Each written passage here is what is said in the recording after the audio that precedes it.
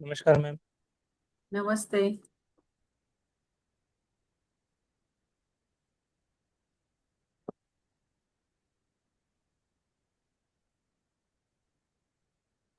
आजचा आपला आहे डे 9। आज का हमारा है डे 9। 9वां दिवस। 9वां9वा दिवस। दिवस। उद्या शेवटचा दिवस। ठीक है मैम। हाँ। आ,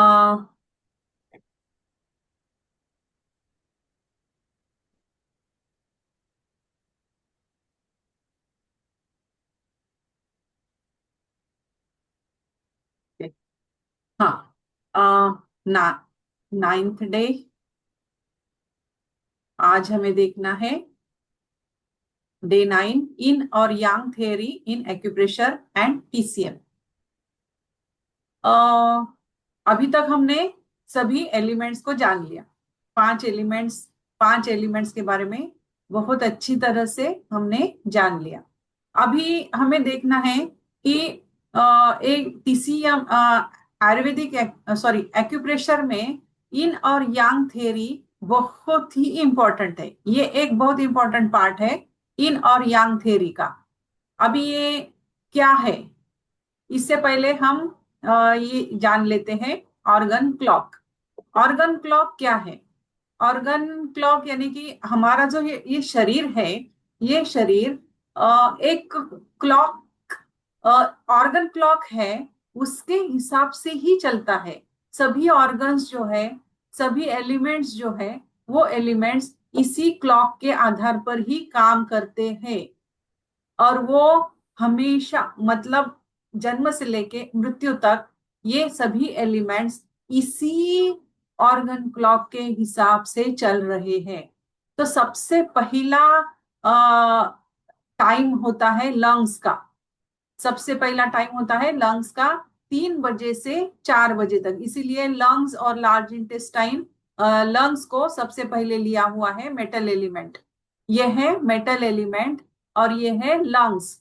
3 बजे से सवेरे मॉर्निंग 3 बजे से 5 बजे तक लंग्स का टाइम होता है। इसलिए कहा जाता है ना कि ब्रह्म मुहूर्त में उठना बहुत अच्छा होता है। क्यों? क्योंकि वो लंग्स का टाइम है। और अब इस समय आप मेडिटेशन करोगे, ध्यान करोगे, तो अपने लंग्स जो है, लंग्स को कॉस्मिक एनर्जी मिलती है। और उस कॉस्मिक एनर्जी के कारण अपने लंग्स जो है वो स्ट्रांग होते हैं। और क्या है ना, हमने जान लिया है कि ये मेटल एलिमेंट है और ये क्या करता है, प्यूरिफाई करता है अपने ब्लड को, प्यूरिफाई करता है, ऑक्सीजन मिलाता है उसमें, और सर्कुलेशन का काम लंग्स करता है। इसीलिए ये जो 3 से 5 बजे का जो पीरियड है, ये 3 से 5 बजे का पीरियड, यहाँ इस वक्त हमें मेडिटेशन, प्राणायाम, योगा, ध्यान ध्यान वगैरह करना चाहिए। तो ये हो गया लंग्स का टाइम। लंग्स के पेयर है लार्ज इंटेस्टाइन। फिर जब लंग्स में एनर्जी आती है, कॉस्मिक एनर्जी जब लंग्स में आती है, तो वो उसके बाद 5 से 7 बजे तक का टाइम है लार्ज इंटेस्टाइन का। ये सात लार्ज इंटेस्टाइन का जो टाइम है 5 से 7 बजे तक, फिर क्या अपना वॉशरूम जाना, सफाई करना पेट की, तो ये लार्ज इंटेस्टाइन का टाइम है। तो इस वक्त वो होना चाहिए 5 बजे से 7 बजे तक। फिर ये दिनचर्या अपनी करने के बाद आप लोग यहाँ पे प्राणायाम कर सकते हैं, सॉरी योगा अभ्यास जो है, वो योगा अभ्यास यहाँ पे कर सकते हैं। फिर 5 से 7 बजे तक लार्ज इंटेस्टाइन का टाइम है। यहाँ पे लार्ज इंटेस्टाइन में एनर्जी मिलेगी। अगर आप यहाँ पे लार्ज इंटेस्टाइन में अगर किसी की गड़बड़ी है, तो लार्ज इंटेस्टाइन का जो ऑर्गन सोर्स पॉइंट होता है, उसे उसके ऊपर मटर का दाना लगा देना चाहिए, तो उसका लार्ज इंटेस्टाइन फिर स्ट्रांग हो जाएगा। तो ये 5 से 7 बजे का पीरियड है लार्ज इंटेस्टाइन का। फिर 7 से 9 बजे का, ये यहाँ तक, यहाँ पे जो कॉस्मिक एनर्जी आ रही है, वो एनर्जी लार्ज इंटेस्टाइन ग्रहण करती है। फिर उसके बाद का टाइम है 7 बजे से 9 बजे तक, यह है स्टमक का टाइम। तो 7 बजे से 9 बजे तक का टाइम जो है, इस वक्त हमें भोजन करना चाहिए। थोड़ा हेवी भोजन यहाँ पे हमें करना चाहिए। जो जो लोग हम नाश्ता करते हैं, वो नाश्ते की जगह यहाँ पे भोजन करना चाहिए। पहले के जमाने में क्या होता था, फार्मर्स जो थे, हमारे पूर्वज जो थे वो फार्मर्स ही थे। तो वो सवेरे सवेरे 7 बजे खाना खा के घर से निकलते थे न। तो ये उनका एकदम सही होता था वो। तो 7 बजे खाना खाना चाहिए। तो क्यों क्यों खाना चाहिए? क्योंकि वो स्टमक का टाइम है। कॉस्मिक एनर्जी जो मिल रही है वो स्टमक को मिल रही है। तो ये इसी समय में ये अर्थ एलिमेंट का टाइम है। तो अर्थ एलिमेंट का टाइम है, इसलिए यहाँ पे भोजन लेना चाहिए 7 बजे से 9 बजे तक। फिर 9 बजे से 11 तक क्या है, जो हमने खाना खाया है, तो स्प्लीन क्या करता है? स्प्लीन ट्रांसफॉर्मेशन का काम करता है। हमने ये सीखा है कि स्प्लीन का काम क्या है। ये दोनों पेयर ऑर्गन है, ये दोनों पेयर ऑर्गन है, लंग्स और लार्ज इंटेस्टाइन। पहले लंग्स में एनर्जी आई, फिर मेटल का ही लार्ज इंटेस्टाइन में उसका जो भी एब्सॉर्प्शन का काम वगैरह होगा तो वो लार्ज इंटेस्टाइन में होगा। फिर ये अर्थ एलिमेंट है। अर्थ एलिमेंट, ये डाइजेशन का प्रोसेस जो है वो पूरा 11 बजे तक चलेगा।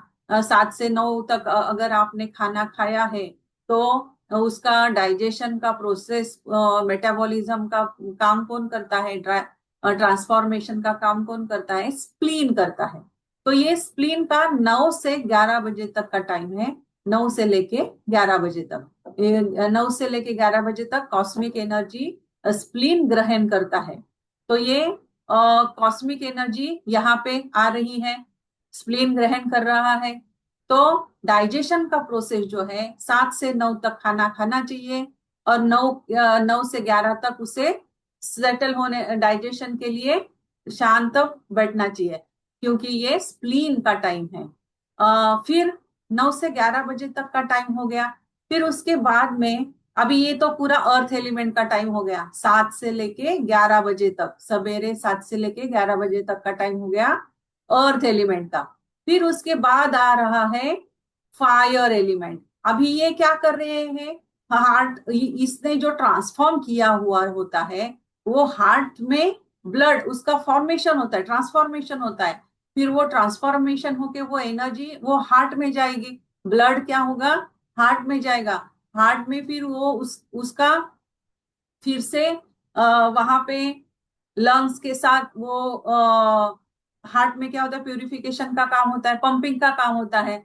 और स्मॉल इंटेस्टाइन में और हार्ट में क्या होता है कि जो भी उसको अंदर लेना है, एब्सॉर्ब करना है, वो एब्सॉर्प्शन का काम यहाँ पे होता है।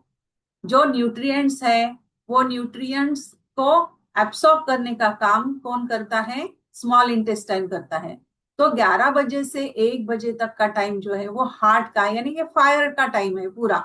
11 बजे से 3 बजे तक का, 11 बजे से 3 बजे तक का टाइम जो है, तो यहाँ पे कॉस्मिक एनर्जी किसको मिल रही है? हार्ट को मिल रही है। 11 से 1 बजे तक कॉस्मिक एनर्जी हार्ट को मिल रही है। फिर 1 बजे से 3 बजे तक स्मॉल इंटेस्टाइन को मिल रही है। तो हमें खाना इसी वक्त खाना चाहिए, 7 से 9 तक।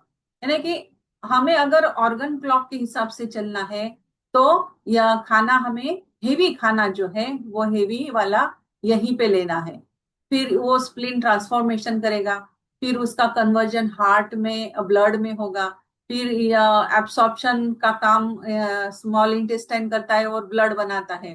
तो ये हार्ट और स्मॉल इंटेस्टाइन का काम, फायर, फिर वो फायर का काम है। तो ये एनर्जी, फायर की एनर्जी है हार्ट और स्मॉल इंटेस्टाइन, 11 बजे से 3 बजे तक। फिर उसके बाद में ब्लैडर, अभी इसका काम हो गया फायर का। फिर अभी 3 बजे से लेके 5 बजे तक दोपहर में, 3 बजे से लेके 5 बजे तक का जो टाइम है वो अपना ब्लैडर का टाइम है, यानी कि वाटर। या बहुत सी बार 3 बजे से 5 बजे तक यूरिन के लिए लोग जाते हैं प्राय। तो ये क्योंकि ये जो टाइम होता है ना, 3 बजे से 5 बजे तक, तो यहाँ पे क्या हो गया, यहाँ पे वो एब्सॉर्ब कर लिया, स्मॉल इंटेस्टाइन ने एब्सॉर्ब कर लिया। एब्सॉर्ब करने के बाद जो भी वेस्ट मटेरियल बचा है, वो वेस्ट मटेरियल अभी ब्लैडर में जाएगा और ब्लैडर में यूरिन बन जाएगा उसका।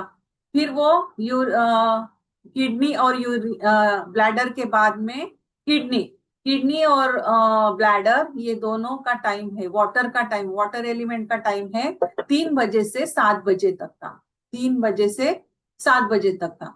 3 से 5 बजे तक का टाइम जो है वो ब्लैडर का टाइम है। फिर 5 बजे से 7 बजे का टाइम जो है वो किडनी का टाइम है। तो किडनी यहाँ पे क्या कर, कॉस्मिक एनर्जी जो मिल रही है, वो कॉस्मिक एनर्जी मिल रही है किडनी को।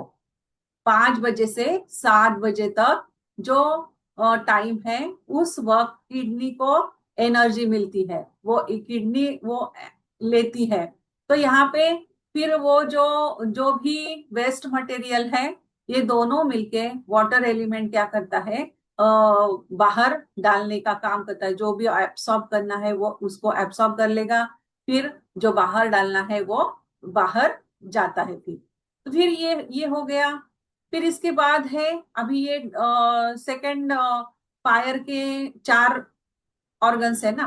तो यहाँ पे सेक्स सर्कुलेशन, पेरिकार्डियम, पेरिकार्डियम, फिर यहाँ पे आएगा ट्रिपल वार्मर। तो सेक्स सर्कुलेशन, फायर, 7 बजे से 9 बजे का टाइम जो है, ये सेक्स सर्कुलेशन का है। फिर उसके बाद में है थायराइड, एड्रिनल ग्लैंड। थायराइड जो अपने गले में होती है, ये एड्रिनल ग्लैंड का टाइम है, ये 9 बजे से 11 बजे तक का। फिर गॉल ब्लैडर और लीवर का टाइम है 11 बजे से 1 बजे तक का गॉल ब्लैडर का टाइम है। जो भी हमने खाना खाया है, अभी यहाँ पे क्या करना चाहिए हमें, 7 बजे से 9 बजे तक ये फायर का टाइम है, तो ये इसी वक्त में खाना खाना चाहिए। शाम को 7 बजे से 9 बजे तक इस वक्त में खाना खाना चाहिए। ज्यादा देर नहीं करनी चाहिए। और 11 बजे सो जाना चाहिए, क्योंकि गॉल ब्लैडर का टाइम है। गॉल ब्लैडर उड़ एलिमेंट का टाइम है। तो यहाँ पे नींद, अगर 11 से के बाद अगर आप जग गए तो आपको नींद ही नहीं आएगी, और जो भी डाइजेशन, जो भी प्रोसेस होनी है, वो अच्छी तरह से गॉल ब्लैडर के टाइम में ही होती है। गॉल ब्लैडर जो है, लीवर और गॉल ब्लैडर। तो फिर ये 11 बजे सो जाना चाहिए, उससे पहले ही सो जाना चाहिए। 10 बजे के बाद सोने के लिए जाने का प्रोसेस स्टार्ट कर देना चाहिए। खाना खाना हो गया, सब वॉश वगैरह सब कुछ हो गया, फिर 11 बजे सो जाना चाहिए। तो गॉल ब्लैडर के टाइम में सोना चाहिए। लीवर, तो फिर 3 बजे, सवेरे 3 बजे लंग्स का टाइम है।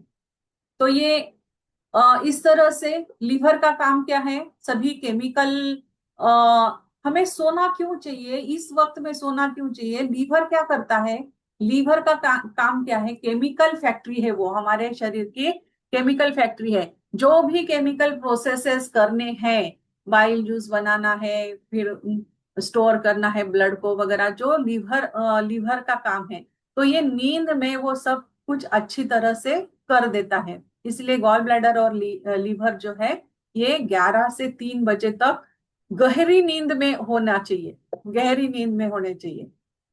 फिर ये हो गया। फिर लंग्स, लंग्स ये सबसे पहला ऑर्गन है हमारा, लंग्स। लंग्स और लार्ज इंटेस्टाइन, 3 बजे उठना चाहिए। सबसे पहला है अपना ये मेटल, मेटल से स्टार्ट होता है। लंग्स, लार्ज इंटेस्टाइन, ये पेयर है। 3 बजे से 7 बजे तक मेटल का टाइम है। फिर 7 बजे से 11 बजे तक अर्थ का टाइम है। तो 11 बजे से 3 बजे तक फायर का टाइम है। 3 बजे से 7 बजे तक वाटर एलिमेंट का टाइम है। फिर शाम को 7 बजे से 11 बजे तक फायर का टाइम है। तो ये इन और यांग, इन यानी कि रात्रि, और यांग यानी कि दिन, दिन। तो ये इस तरह से ये इसको ऑर्गन क्लॉक कहते हैं, इसको कहते हैं ऑर्गन क्लॉक। आया समझ में ऑर्गन क्लॉक? अभी और हाँ, इन और यांग, इन और यांग क्या है? ये दो टाइप की एनर्जी हमारे शरीर में और या पूरे ब्रह्मांड में है। इन यानी कि रात्रि का टाइम, ठंडा मौसम होता है इनमें, रात्रि, इन यानी नाइट, और यांग यानी डे। विंटर, ठंडा मौसम, विंटर सीजन यानी इन, समर सीजन यानी यांग। हॉटनेस, हॉट यानी यांग, इन यानी कोल्ड। वेट, वेट यानी इन, ड्राई यानी यांग। अपवर्ड, ऊपर की दिशा, यांग जो है वो ऊपर ऊपर की तरफ जाएगा, क्योंकि वो गर्म है। गर्म गर्म वस्तु हमेशा, हॉट हॉट चीजें जो होती है वो गर्मी के कारण ऊपर जाती है, और जो ठंडा होता है वो हेवी होता है तो वो नीचे होता है। तो ये अपवर्ड जाएगी, यांग एनर्जी जो है ये अपवर्ड जाएगी, और इन एनर्जी जो है वो डाउनवर्ड आएगी।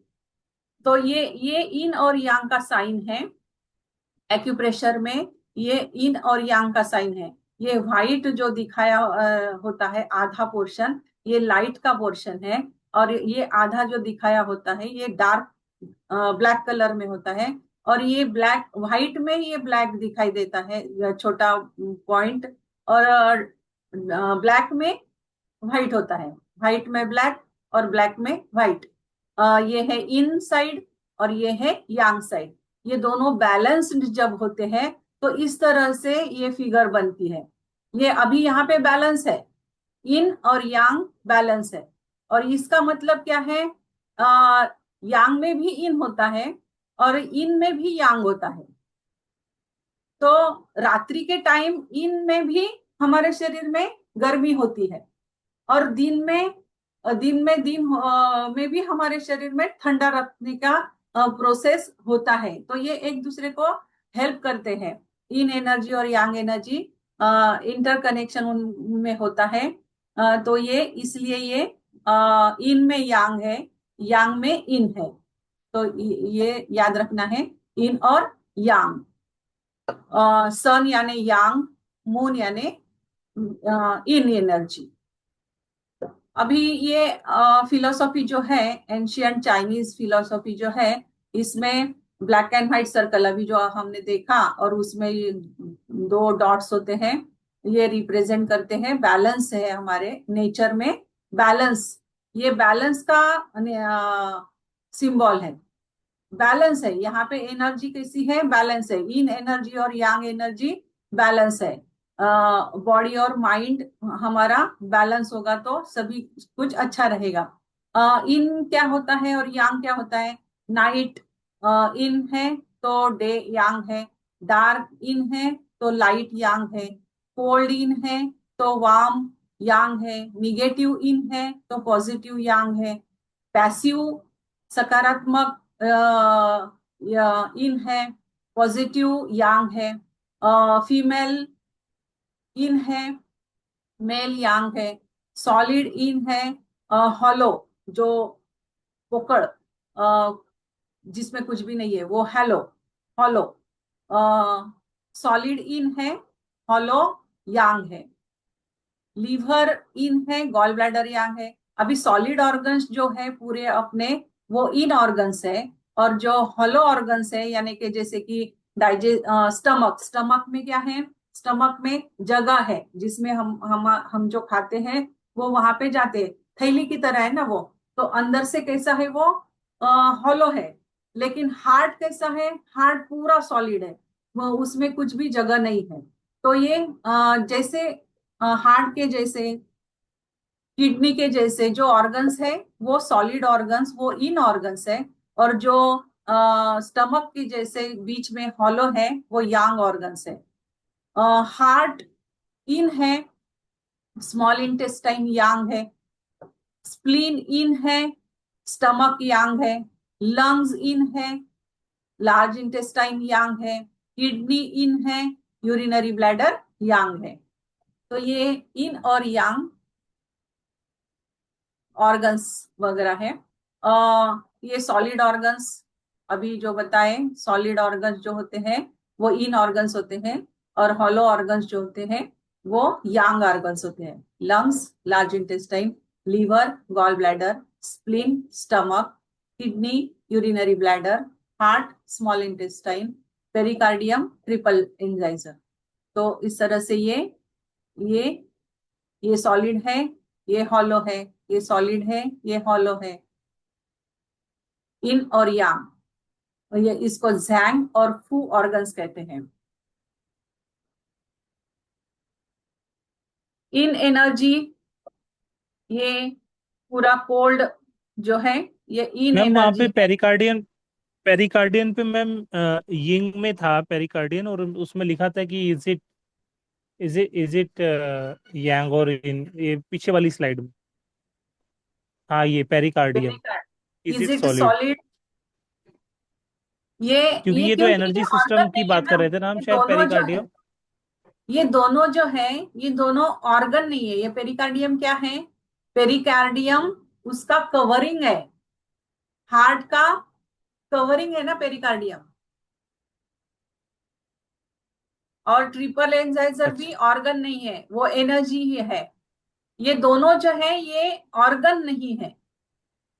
पेरिकार्डियम और ट्रिपल एंजाइजर जो है, TW कहते हैं इसको, ट्रिपल वार्मर, ट्रिपल एंजाइजर, सैंजियो, ये एनर्जी है, ये ऑर्गन नहीं है। जैसे कि ये ऑर्गन्स है, किडनी ऑर्गन है, हार्ट ऑर्गन है, लंग और ऑर्गन है, जैसे ये ऑर्गन्स नहीं है, ये तो कवरिंग है, हार्ट का कवरिंग है पेरिकार्डियम। अच्छा मैम। हाँ, ये रात्रि का सीजन, कोल्ड सीजन, इन, और ये yang. Night, day, winter, summer, rest. Rest में जो रहता है वो इन होता है, और मूवमेंट में जो होता है वो यांग होता है, क्योंकि वो इसमें एनर्जी है ना, हीट है, इसलिए वो मूवमेंट करेगा। तो रेस्ट में जो होगा वो इन होगा, और जो मूवमेंट है वो यांग होगा। कोल्ड और हीट, फीमेल मेल, इंटीरियर जो अंदर ऑर्गन्स है वो सभी इन ऑर्गन्स है। ये सभी ऑर्गन्स जो है वो एकदम अंदर है, और एक्सटीरियर यांग है, स्किन वगैरह वो जो बाहर है वो यांग है। अभी ये जो इन और यांग जो है ना, ये इन और यांग कभी कभी इनका बैलेंस बिगड़ जाता है। इन और यांग का बैलेंस बिगड़ जाता है, तो क्या होता है वो देखते हैं अभी। इन क्वालिटीज क्या है? इन की क्वालिटीज क्या है? Dark, cool, passive, rest, feminine, night, moon, ये सब इन की क्वालिटीज है। Internal, nourishing, fluids and blood. अभी इसकी क्वालिटी क्या है, ये क्या कर रहा है? वो इंटरनल है, और वो नरिशमेंट कर रहा है। वो ऑर्गन सॉलिड ऑर्गन है ना, तो वो नरिश कर रहा है सभी को, और फ्लूइड्स बनता है, ब्लड्स बनते हैं, ये सभी क्या है? इन क्वालिटीज है, इन एनर्जी के। और ऑर्गन्स तो ये है, लिवर, किडनी, हार्ट, स्प्लीन और लंग्स, ये इनको जैंग ऑर्गन्स कहते हैं, इन ऑर्गन्स कहते हैं। अभी ये हो गए solid organs, liver, kidney, heart, spleen और लंग्स। अभी ये इन एनर्जी जो है यानी कि ठंडी, ठंडा, अभी ठंडा जो है वो ज्यादा हो गया। बैलेंस होना चाहिए ना, गर्मी और ठंडी दोनों बैलेंस होना चाहिए, लेकिन क्या हो गया कि कोल्डनेस ज्यादा बढ़ गया बॉडी में। अगर एक्सेस हो गया, इन अगर एक्सेस हो गया तो क्या हो जाएगा? इन एक्सेस होने से क्या होगा? यांग कम कम हो गया। अभी ये देखो यहाँ पे, ये इन एक्सेस हो गया, ये बैलेंस है ना, ये बैलेंस बिगड़ गया। ये इन अभी इतना एक्सेस हो गया, इन एक्सेस होने की वजह से क्या हो गया? यांग कमजोर हो गया, छोटा हो गया। यांग क्या हो गया? छोटा हो गया। अभी इससे क्या होगा? इससे होगा सेंसिटिव टू कोल्ड। जिसमें इन एनर्जी ज्यादा हो गई है, एक्सेस हो गई है, वो व्यक्ति कैसा होगा? वो एकदम सेंसिटिव टू कोल्ड होगा, उसको बार बार सर्दी खांसी होगी। पुअर सर्कुलेशन, क्योंकि यांग एनर्जी नहीं है, तो उसको उसका सर्कुलेशन एकदम पुअर होगा, यानी कि पूरे शरीर में ब्लड का सर्कुलेशन नहीं होगा, बहुत पुअर होगा, तो फिर सभी प्रॉब्लम्स हो जाते हैं। पेल पिंक और पर्पलिश ब्लूइश टंग, और उनकी टंग से डायग्नोस किया जाता है। तो उनकी पिंक कलर की हो जाएगी टंग, पर्पल कलर की हो जाएगी, नीले नीले कलर की, पॉसिबली सोलन और सूज भी जाएगी, क्योंकि क्योंकि उसका इन ऑर्गन एक्सेस हो गया है। Profuse thick white clear flame, और उसमें जब सर्दी खांसी होती है तो थिक ऐसा फ्लेम आता है। कफ कफ बनता है, फिर कफ बनने के बाद अस्थमा वगैरह रिलेटेड, और लंग्स रिलेटेड ऑर्गन डिसीजेस हो जाएंगे। डिक्रीज्ड एपेटाइट, अभी यहाँ पे यांग एनर्जी इतनी कम है तो उसको एपेटाइट भी नहीं होगा, स्टमक में हीट ही नहीं होगी। डिक्रीज्ड एपेटाइट, भूख ही नहीं लगेगी। एब्डोमिनल पेन, पेट में दर्द होगा। लिथर्जिक, फील्स ग्रॉगी आफ्टर स्लीप, तो वो हमेशा लिथर्जिक रहेगा, यानी कि उस डाउन रहेगा वो हमेशा। तो ये होगा एक्सेस इन होने के कारण। एनर्जी इन एनर्जी क्या हो गई है, एक्सेस हो गई है। इन एनर्जी एक्सेस होने के कारण यांग एनर्जी कम हो गई, तो ये बैलेंस बिगड़ गया। बैलेंस बिगड़ने की वजह से ये सब सिम्टम्स उसमें दिखाई देंगे।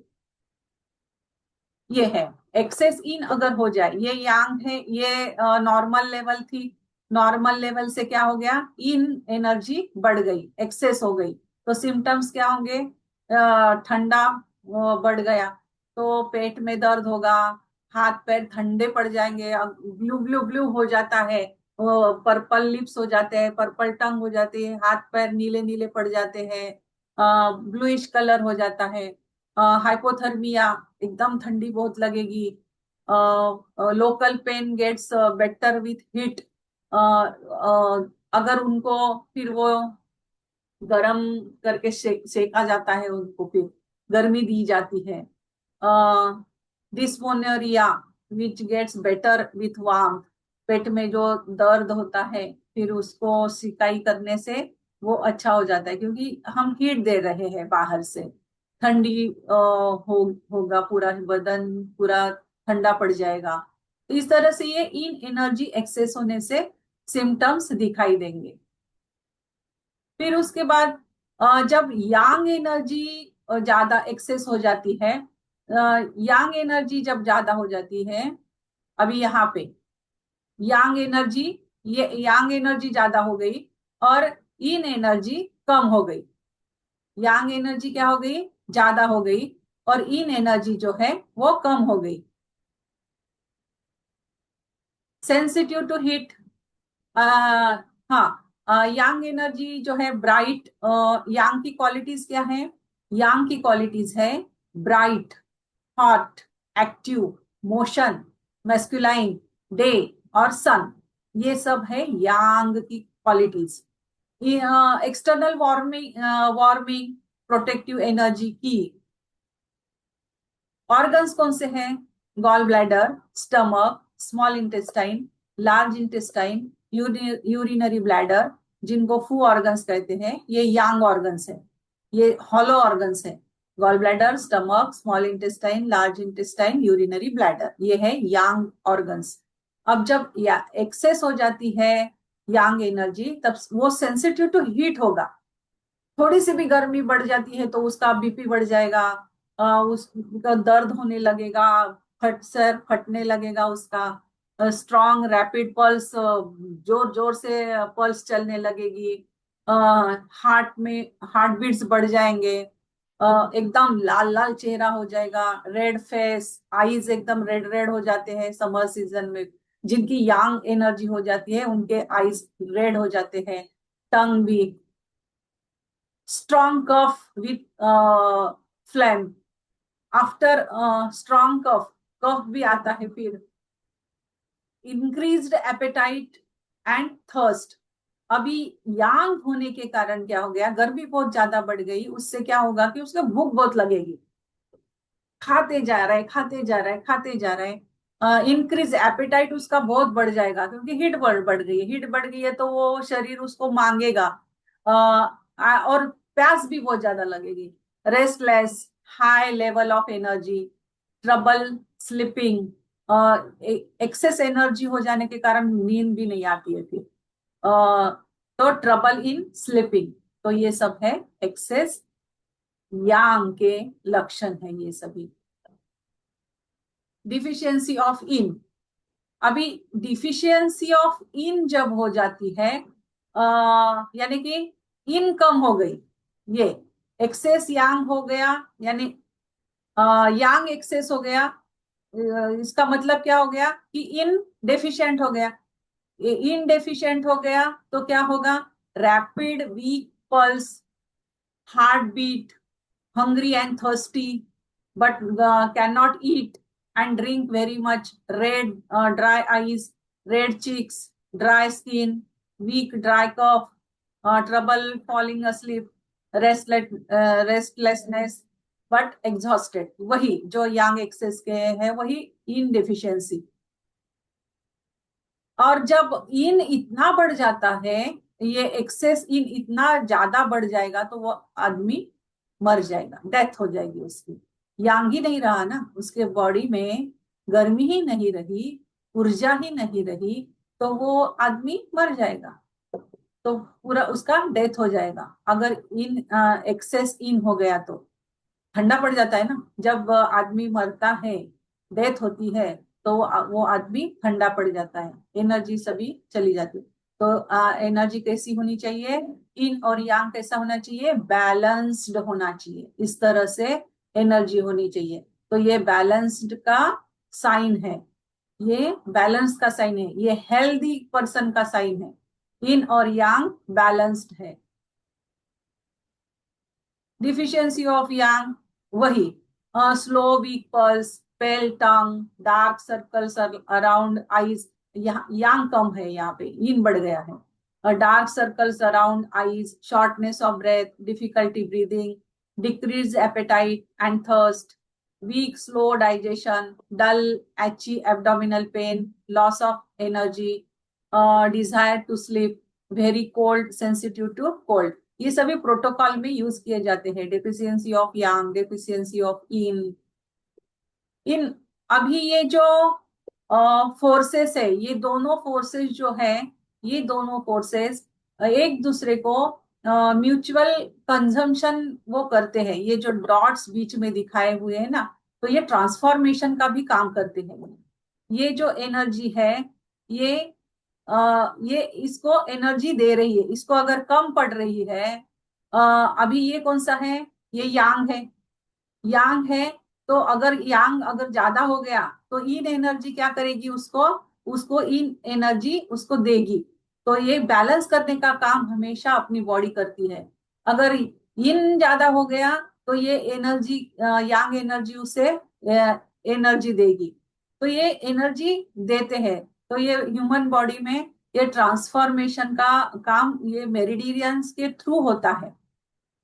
Energy is transformed through the system of meridians, which corresponds to organs. जो जो ऑर्गन में है, उस ऑर्गन में फिर वो बैलेंस किया जाता है। अगर हार्ट में एनर्जी इन और यांग, अगर इन कम हो गया है हार्ट में, तो यांग उसको एनर्जी देगा। तो हमें तो इन और यांग वहां पे हम कम या ज्यादा कर सकते हैं। बाहर से हम मैग्नेट लगा के या में मटर दाना, मेथी दाना लगा के हम उनसे वो एनर्जी को ट्रांसफॉर्म कर सकते हैं। ये मेरिडियंस के थ्रू मैम एक चीज होता पूछना मैम है। एक चीज पूछना था। जैसे हम मटर दाना मेथी दाना की बात कर रहे हैं, हाँ तो मैम उसका जो ये क्या होता है मैम कि जैसे किसी भी करस्पॉन्डेंस में वो लगाए, तो क्या वो एनर्जी ट्रांसफर हो रही है मैम, या फिर उसमें बेसिकली जो है वो प्रेशर बनता है, इसके कारण वो पर्टिकुलर चीज पे फर्क हाँ पड़ता है? हाँ हाँ, क्या वही होता है वही मैम? होता है। अदरवाइज कई लोग मैग्नेट भी लगाते हैं, तो मैग्नेट में जैसे साउथ नॉर्थ अलेक्सा की भी बात हो वॉल्यूम रही, 8। तो हाँ हाँ हाँ हाँ, मैं तो मैग्नेट की बात होती है तो हम नॉर्थ साउथ की बात करते हैं। तो मैम हाँ ये हाँ फिर पर्टिकुलर ग्रेन्स में, ग्रेन मतलब वही मेथी दाना या मटर का दाना या कुछ भी, या फिर जो मैग्नेट है, इन दोनों में क्या डिफरेंस है मैम, और ये कैसे काम करता है? ग्रेन कैसे काम कर रहा है उसकी जगह पे? हाँ। क्या है ना, हमारे जो ये जो ग्रेन्स होते हैं ना, आपने देखा है आम की गुठली, आम की गुठली देखिए हाँ कितनी हाँ, होती है, देखिए मैम, देखिए। छोटी सी होती है ना।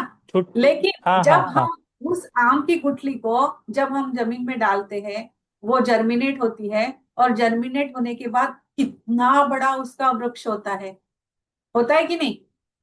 हाँ। जामुन की हाँ मैम, होता है। जामुन का सीड छोटा सा होता है, लेकिन उसका ट्री जो होता है वो बहुत बड़ा होता है। अब ये इतना बड़ा क्यों हुआ? इतना वो सीड जो है, वो सीड में एक एनर्जी है, उसमें आत्म तत्व है। आत्म तत्व यानी कि एक डिवाइन एनर्जी उसमें है। तो वो एनर्जी जो है, वो एनर्जी वहां पे काम करती है। वो लगाने के बाद वो सीड जर्मिनेट नहीं होती है, वो उसको फिर से इस्तेमाल नहीं करते हैं। क्यों? क्योंकि वो एनर्जी जो है, वो एनर्जी हमारा शरीर उसको ले लेता है। जो मैग्नेट काम करेगा, जो एनर्जी वहां से मिलने वाली है, वही हमें सीड से भी मिलती है, क्योंकि वो सीड में वो एनर्जी है, आत्म तत्व है। आया समझ में? कॉस्मिक एनर्जी उसमें है। नहीं तो अच्छा उसमें मैम, हाँ वो हाँ हाँ। सीड में अगर एनर्जी नहीं होती तो इतना बड़ा प्लांट होता ही नहीं, और उसका पौधा बनता ही नहीं ना। अगर उसमें करेक्ट। एनर्जी नहीं होती तो उसमें कॉस्मिक वो प्लांट बनता ही नहीं। तो सीड में करेक्ट मैम। अलग सीड्स में अलग अलग एनर्जी लेवल होती है। इसीलिए कहाँ पे कौन सा सीड लगाया जाता है, कहीं पे अभी किडनी किडनी के लिए हम क्या करते हैं? बीन शेप बीन्स जो होते हैं, किडनी बीन्स, वो बीन्स लगाए जाते हैं किडनी के लिए। किडनी का करस्पॉन्डेंस कहाँ है? यहाँ पीछे है किडनी का करस्पॉन्डेंस। तो हम किडनी के करस्पॉन्डेंस पे हम क्या करते हैं? किडनी बीन लगाते हैं। किडनी बीन पता है ना? पावटा। राजमा, राजमा। हाँ। Rajma ma'am, rajma. Rajma, yes yes yes, rajma. हाँ, राजमा। राजमा बीन वहां पे लगाया जाता है। राजमा के फैमिली के सभी बीन्स आएंगे, राजमा के फैमिली के सभी बीन्स, वो किडनी के शेप के होते हैं, वो बीन्स लगाए जाते हैं फिर। तो अलग अलग अलग अलग इसके अलग अलग सीड्स होते हैं। क्या, कौन सा सीड है वो? राजमा है मैम। हाँ, राजमा है मैम। राजमा, हाँ हाँ हाँ। वाइट कलर वाला है ये। हाँ हाँ। तो राजमा मैम हम, तो फिर अगर, मैम एक क्वेश्चन है, हाँ जैसे राजमा ना हो तो हम मटर दाना वगैरह कुछ लगा सकते हैं या वो नहीं लगाना चाहिए? हाँ, यस यस, मटर दाना भी लगा सकते हैं। नहीं, वो मतलब, क्या है ना कि राजमा अगर लगाओगे तो वो ज्यादा इफेक्टिव होता है। मटर दाना भी वही काम करता है। मटर दाना भी, ओके मैम। वो हम राजमा लगाने से क्या होगा ना कि किडनी का शेप है ना वहां पे, तो वो बराबर वहां ओके। पे उस शेप में वो बैठ जाएगा वो राजमा का। तो ओके स्टिम्युलेट मैम। होगा वो किडनी, वहां पे स्टिम्युलेट होगी फिर। Okay ma'am. इसलिए वो राजमा लगाते हैं। और आंखों के लिए, आंखों का जो करस्पॉन्डेंस है अपना सुजोग का, यहाँ पे तो यहाँ पे काली मिरी लगाते हैं आंखों के लिए। काली मिरी लगाई जाती है, 2 काली मिरी लगा दो हर रोज, तो आंखों के लिए वो अच्छा होता है। एप्लीकेशन इन और यांग, ये डायग्नोसिस में इसका इस्तेमाल किया जाता है। इन एनर्जी, यांग एनर्जी अभी आप इतना समझ नहीं पाओगे। हार्ट इन, यांग, हार्ट यांग, ऐसे इसके डायग्नोस किया जाता है। टोनीफाई, अभी ट्रीटमेंट स्ट्रेटेजी कैसी होती है?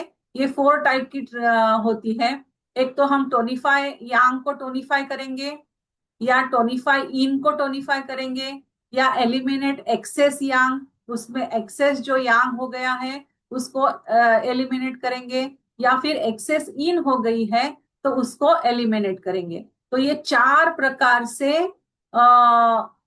ट्रीटमेंट की जाती है, इन और यांग की 4 प्रकार से ट्रीटमेंट की जाती है। एक तो टोनिफाई यांग, टोनिफाई इन,